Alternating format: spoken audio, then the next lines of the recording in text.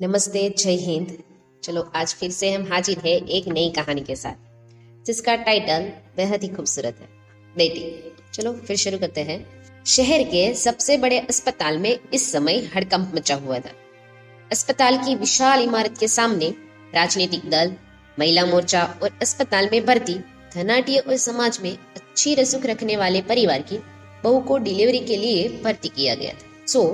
बहू के मायके और ससुराल पक्ष के सभी लोग अस्पताल स्टाफ से बहस कर रहे थे। बहस धीरे धीरे झगड़े का रूप लेने लगी थी। अस्पताल बहुत ही महंगा था। सभी रोगों के विशेषज्ञ इस अस्पताल में कार्यरत थे।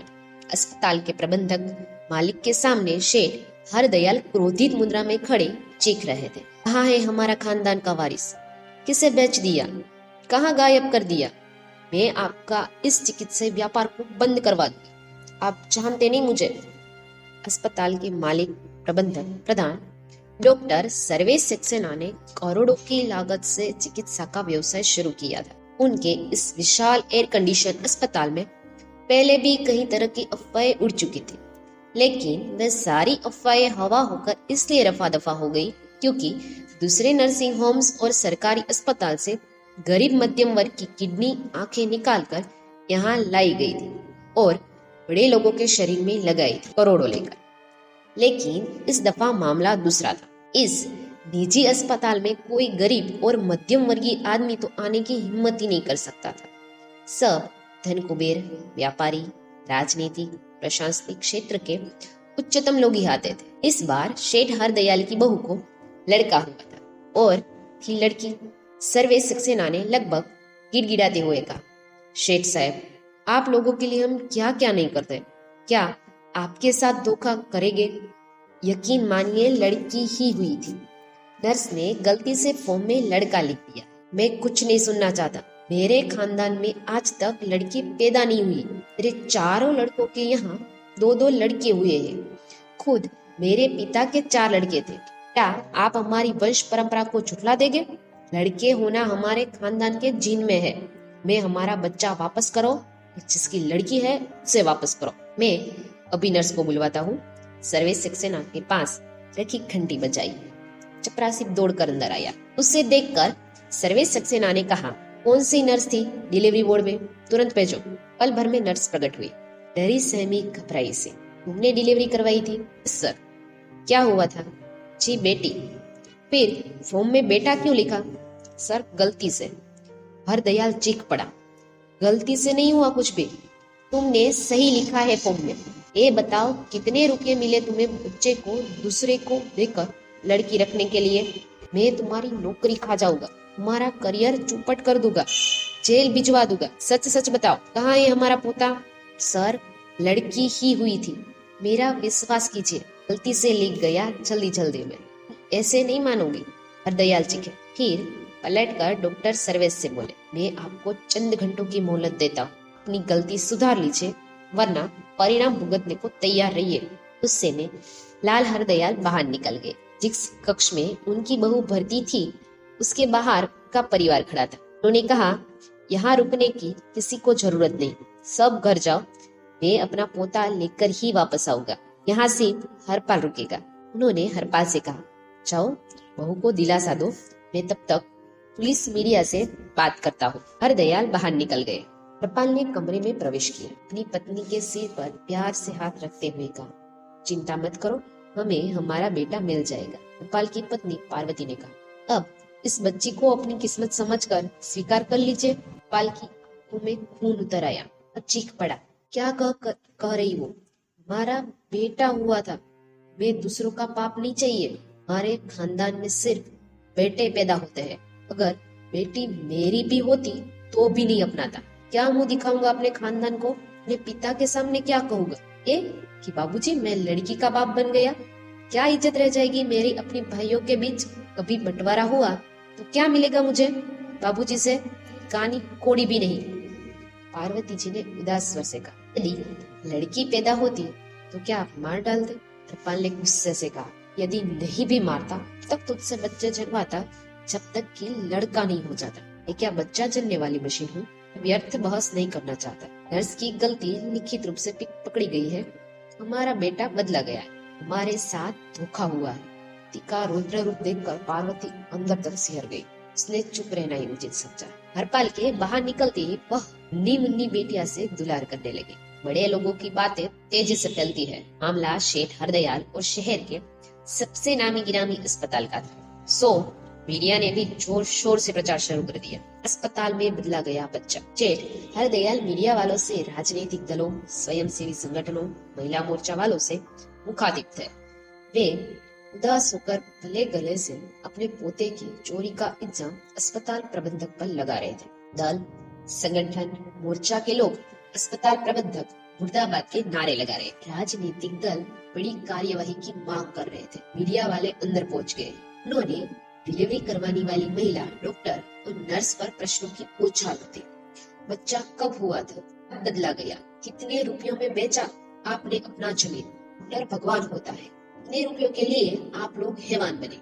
बच्चा कहाँ गया? सच आखिर सच होता है। इतनी बड़ी हेरफेर के बाद भी नर्स की अंतरात्मा ने फॉर्म पर लिख दिया सच। ये बच्ची किसी चुरा कर रख दी आप लोगों ने। दो परिवार की खुशियां छीनने वाले आप लोगों को कितनी सजा दी जाए कम है। आखिर कब रुकेगा ये अपराध?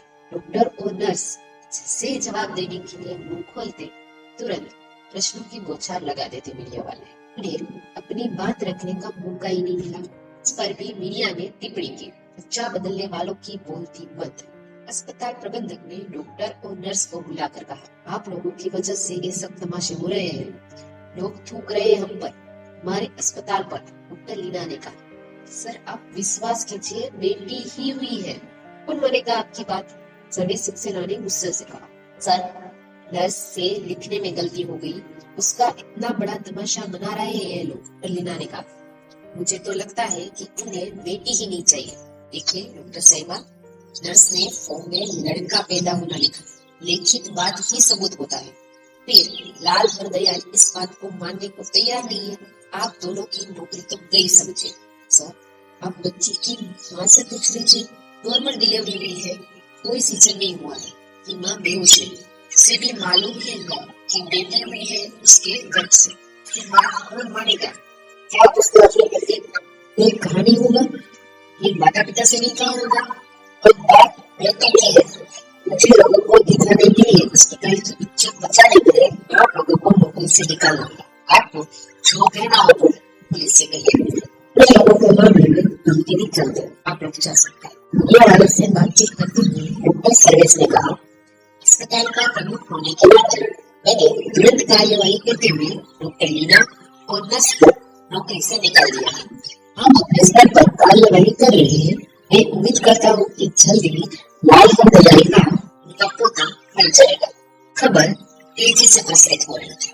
अस्पताल के बाहर लगी भीड़ मुर्दाबाद के नारे लगा रही थी। लाल हरदयाल ने फोन लगाकर डॉक्टर सर्विस से कहा, मैं हमारे खानदान का चुनाव जल्द नहीं मिला, कल मामला पुलिस के पास पहुंच जाएगा। डिलीवरी कक्ष में अचानक मीडिया वाले पहुंच गए। डिलीवरी की प्रेस चमकने लगी। पायलट अस्पताल कर्मचारियों के मना करने पर भी मीडिया वाले नहीं माने। उन्होंने अस्पताल कर्मचारियों से कहा, यदि आप भी रात के इस खेल में शामिल नहीं है तो वो जल्द सामने से सत्य को सामने आने दिखाए, अन्यथा इस खबर में आपको भी खुल रहे गुनाह को पेश किया जाएगा। कर्मचारी को शिक्षिका इस बात को पार्वती जी आप घबराइए, न्यूज़ रिपोर्टर ने कहा, हम साथ हैं, हम आपको इंसाफ दिला सकेंगे। आप भी एक दिलचस्पी गया है और विद्युत के रूप में भारत के बयान लगा पेश किए। डॉक्टर सर्विस ने अपना कारोबार बढ़ता दिखाई दे रहा था। इसलिए आपके मन की सरकारी अस्पताल में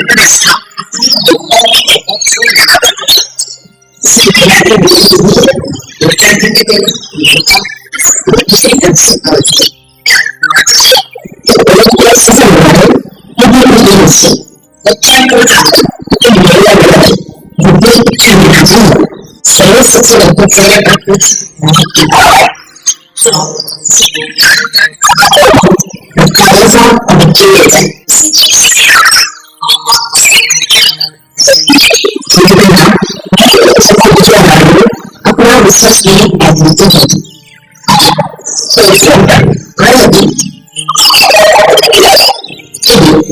Thank